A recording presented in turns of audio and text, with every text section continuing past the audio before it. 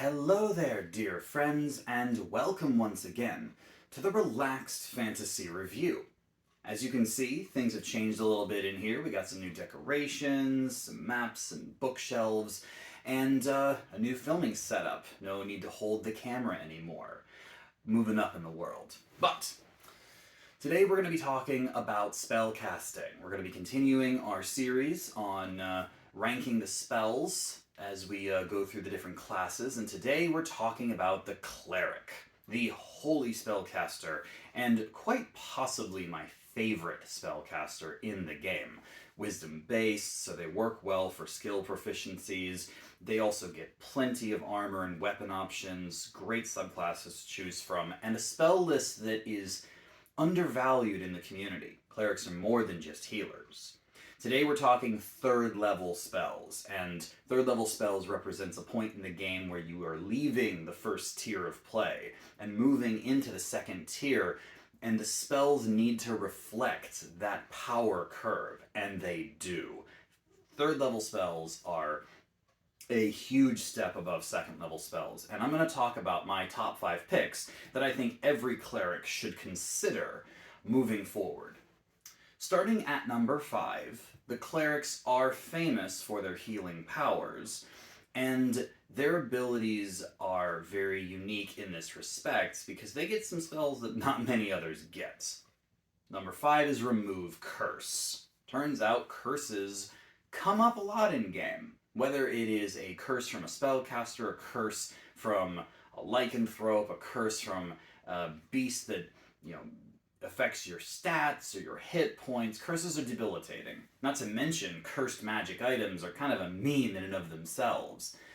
Remove Curse solves this problem. Not only does it get rid of any curse that a person is suffering from, regardless of what caused it, but it also breaks attunement to cursed items. No need to worry. If you attuned to that ring or that magic sword and it turns out that it has a massive debuff, the cleric can just remove the attunements and the curse is removed from you. It doesn't break the curse on the magic object itself. It's not that powerful, but it certainly does do great service to the party, and I think that it is really important to know that this spell is there.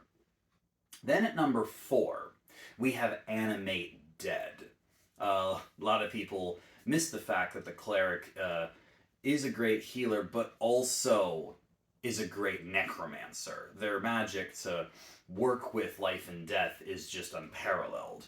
Animate Dead is a minute-long spell, and very simply, you take a corpse or a pile of bones and turn it into a zombie or skeleton. It's under your control for 24 hours. You can recast the spell in order to maintain control over it, and you can even upcast it to make more undead minions, and they just follow your commands.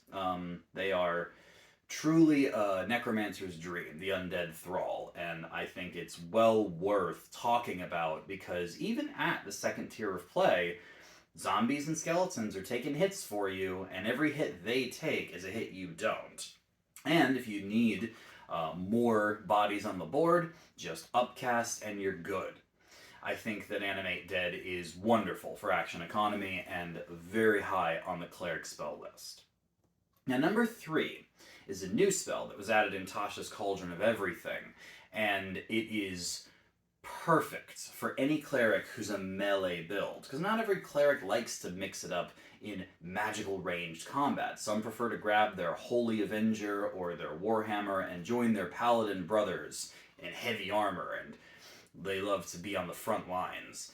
And I think that this next spell is a perfect pick for them. Spirit Shroud. First of all, it's a bonus action to cast, so that's wonderful.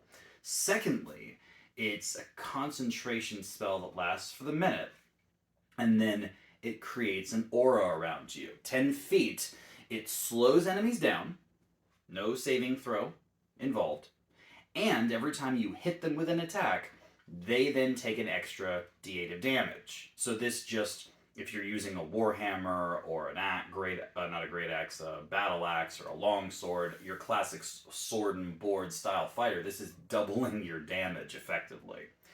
And on all hits. It's not first hit every turn, it's every hit. It's very much a Hex or Hunter's Mark style situation, except it's an aura instead of a target. So if you're mixing up in melee combat, you really can't beat Spirit Shroud. It is wonderful.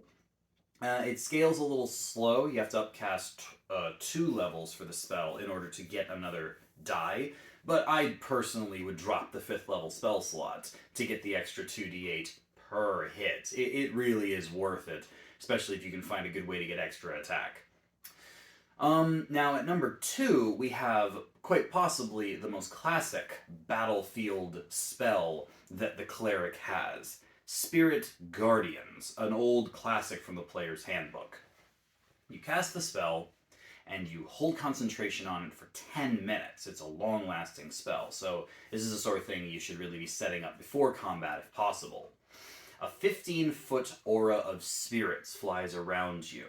Every creature that enters the space that is your enemy makes a wisdom save. If they fail, they take 3d8 damage, and if they succeed, they take half damage. Their speed is also reduced with no saving throw in regards to that, and it is just a great passive damage dealer. When paired with Spiritual Weapon, this was the classic move for clerics. Throw down Spirit Guardians to give yourself passive damage nearby.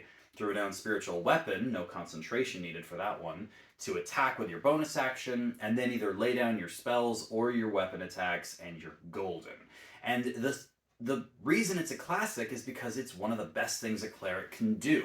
Spirit Guardians is a key part to that. I've seen bards take Spirit Guardians as part of their magical secrets because it's just that good. So why is it not number 1? Well, because the only thing that's worse than a character not picking the right spells or not doing great damage in combat is a character not being able to do anything because they're dead. Turns out death saves are a real thing in this game, and it's scary when you go down in combat. The Cleric's number 1 spell is Revivify. Revivify is one of those things that, like Fireball and Counterspell, you don't leave home without it. You always want Revivify in your back pocket. You've always got to have that 300 gold piece diamond tucked away for that day that the barbarian just takes too many hits, or somebody slips past the tank to get to the wizard, or somebody accidentally dives through a trap or a area of effect and ends up taking way more damage than they were planning, and they drop dead. Those saving throws will fail, and sometimes you're not going to be able to heal them in time. Sometimes Healing Word isn't enough. And in those days, Revivify will save your party. It takes an action, you use a 300 gold piece worth diamond, and you take a creature that died within the last minute, and you bring them back to life. It is simple, it is very effective, and it is your ultimate life insurance policy to make sure that you don't have to re-roll your characters and that the party can stay together. A cleric with Revivify is one of the most pivotal pieces of magic that every D&D party should have. This has been the Relaxed Fantasy Review. If you enjoyed the video, please like and subscribe down below, and keep your eyes peeled for more spellcasting reviews coming down the line soon. Have a good one, my friends.